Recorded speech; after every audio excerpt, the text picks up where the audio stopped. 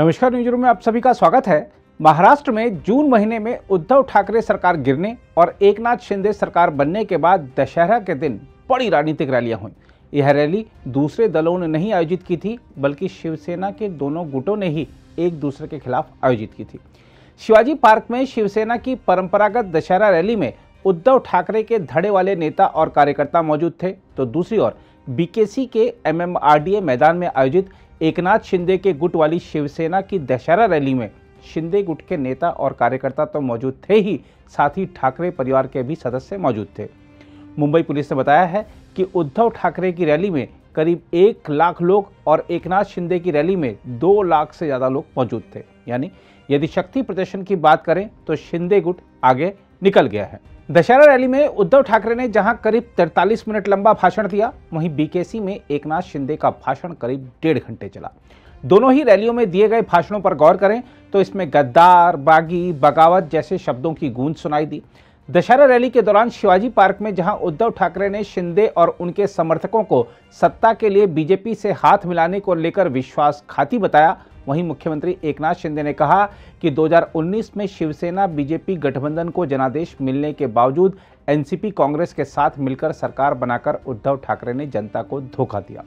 जहां तक ठाकरे परिवार की बात है तो आपको बता दें कि शिंदे की रैली में उद्धव ठाकरे के भाई जयदेव ठाकरे और उनसे अलग हुई उनकी पत्नी स्मिता ठाकरे ने भाग लिया।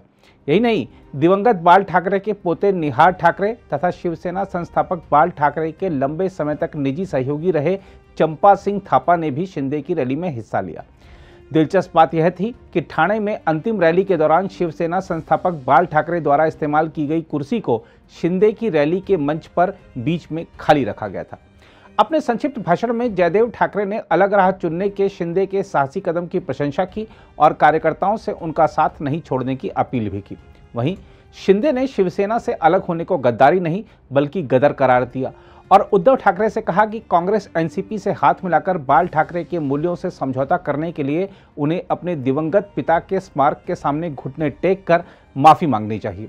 महाराष्ट्र के मुख्यमंत्री एकनाथ शिंदे ने दशहरे के अवसर पर बांद्रा कुर्ला कॉम्प्लेक्स के MMRDA मैदान में महारैली को संबोधित करते हुए कहा कि हम गद्दार नहीं बल्कि बाला साहेब के सैनिक हैं।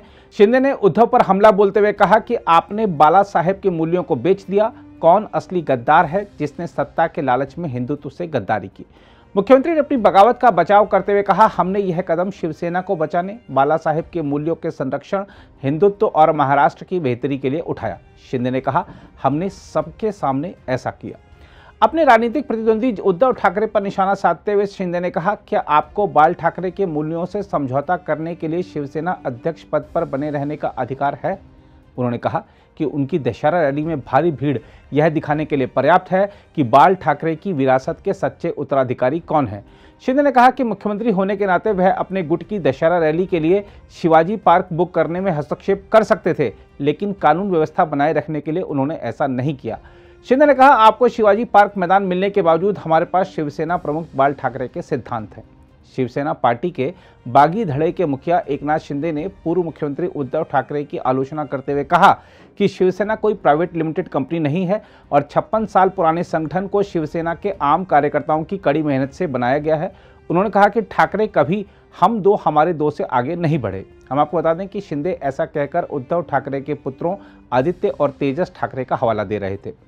दूसरी ओर शिवसेना अध्यक्ष पद पर दावा ठोक रहे उद्धव ठाकरे ने महाराष्ट्र के मुख्यमंत्री एकनाथ शिंदे और उनके समर्थकों पर तीखा हमला करते हुए कहा कि शिंदे पर लगा विश्वासघाती का कलंक कभी नहीं मिटेगा। पूर्व मुख्यमंत्री ठाकरे ने शिंदे पर निशाना साधते हुए कहा, विश्वासघाती का कलंक कभी नहीं मिटेगा। जैसे जैसे समय बदलता है रावण का चेहरा भी बदल जाता है। आज ये विश्वासघाती रावण के रूप में है। ठाकरे ने कहा कि मुख्यमंत्री रहते हुए जब मैं अस्वस्थ था और मेरी सर्जरी हुई थी तो मैंने वरिष्ठ मंत्री होने के नाते शिंदे को जिम्मेदारी दी थी। ठाकरे ने आरोप लगाया, लेकिन उन्होंने यह सोचकर मेरे खिलाफ साजिश रची कि मैं शायद फिर कभी पैरों पर खड़ा नहीं हो पाऊंगा। ठाकरे ने कहा कि आज का रावण ज़्यादा सिर होने की वजह से नहीं बल्कि खोखे की वजह से जाना जाता है। हम आपको बता दें कि ठाकरे ने खोखे शब्द का जो जिक्र किया है उसका अक्सर पैसे के लिए उपयोग होता है। ऐसा कहकर उन्होंने एनडीए सरकार को गिराने में कथित रूप से धन के दुरुपयोग का आरोप भी लगाया। ठाकरे ने कहा, अगर आपको लगता है कि मुझे शिवसेना अध्यक्ष नहीं रहना चाहिए तो मैं इस्तीफा दे दूंगा, लेकिन सत्ता लोलुप होने की एक सीमा होती है। विश्वासघात करने के बाद शिंदे अब पार्टी का चुनाव चिन्ह भी चाहते हैं और पार्टी अध्यक्ष भी कहलाना चाहते हैं।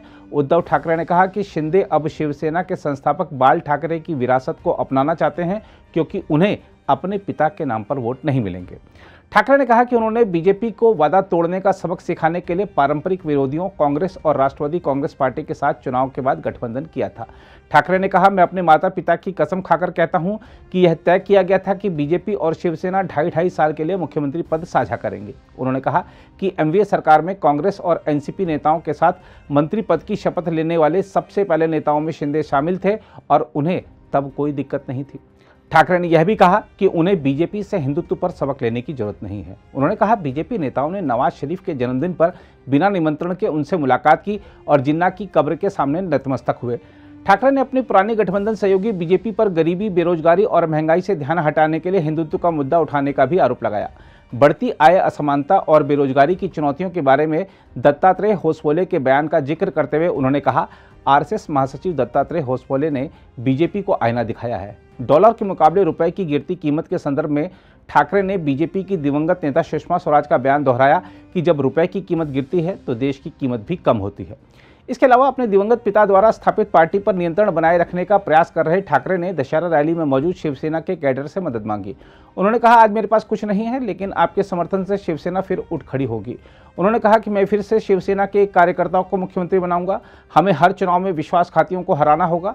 ठाकरे ने बीजेपी नेता व केंद्रीय गृह मंत्री अमित शाह पर भी निशाना साधा और सवाल किया कि शाह देश के गृह मंत्री हैं या फिर बीजेपी के आंतरिक मंत्री जो सिर्फ राज्यों में सरकारें गिराते रहते हैं।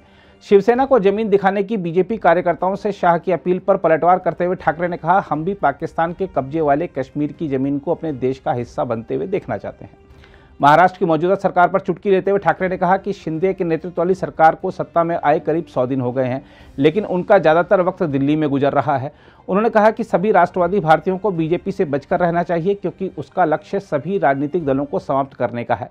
शिवसेना प्रमुख ने संघ पर निशाना साधते हुए कहा, आरएसएस प्रमुख मोहन भागवत हाल ही में मस्जिद गए थे, क्या उन्होंने हिंदुत्व का साथ छोड़ दिया है? गौरतलब है कि बीजेपी कटाक्ष करती रही है कि एनसीपी और कांग्रेस से हाथ मिलाकर उद्धव ठाकरे ने हिंदुत्व का साथ छोड़ दिया। अगर आप भी लेना चाहते हैं देश दुनिया की तमाम जानकारी तो आज ही सब्सक्राइब करें हमारे चैनल को। साथ ही नीचे दिए बेल आइकन को जरूर दबाएं ताकि हर अपडेट आप तक पहुंच सके।